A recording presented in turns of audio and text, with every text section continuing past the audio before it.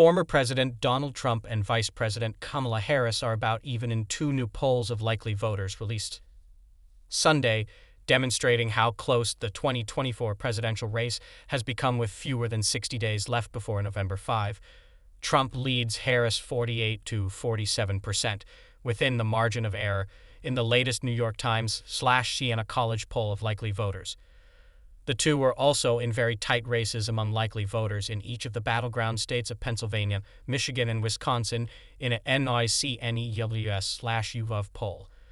The results raised the stakes for both nominees for the already highly anticipated presidential debate on Tuesday.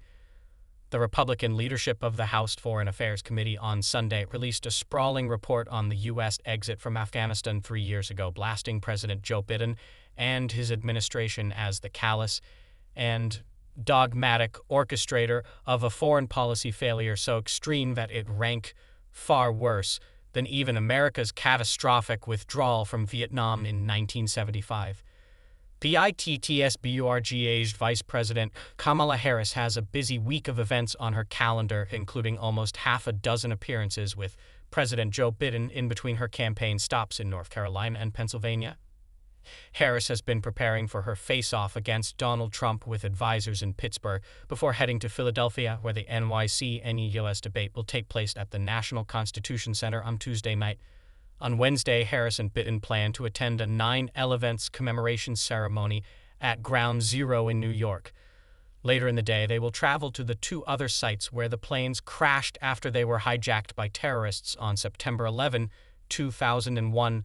The president and the vice president plan to participate in wreath-laying ceremonies in Shanksville, PA, and at the Pentagon.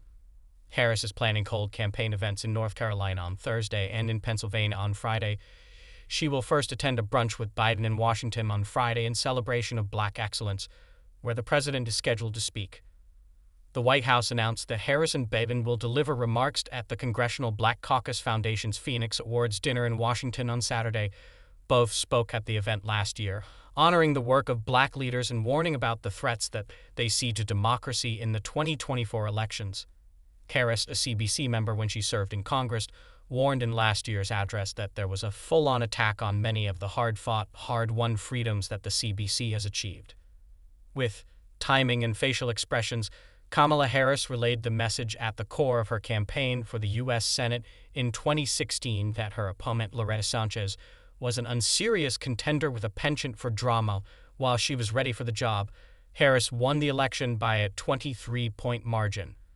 Harris will look to make a similar argument Tuesday in her one-on-one debate with former President Donald Trump, whom she has described as an unserious man who could create extremely serious consequences if he wins another term in the White House. But this time she will be facing a far more formidable debate opponent. Thank you for watching. Don't forget to subscribe for more news updates. Hit subscribe for the latest news.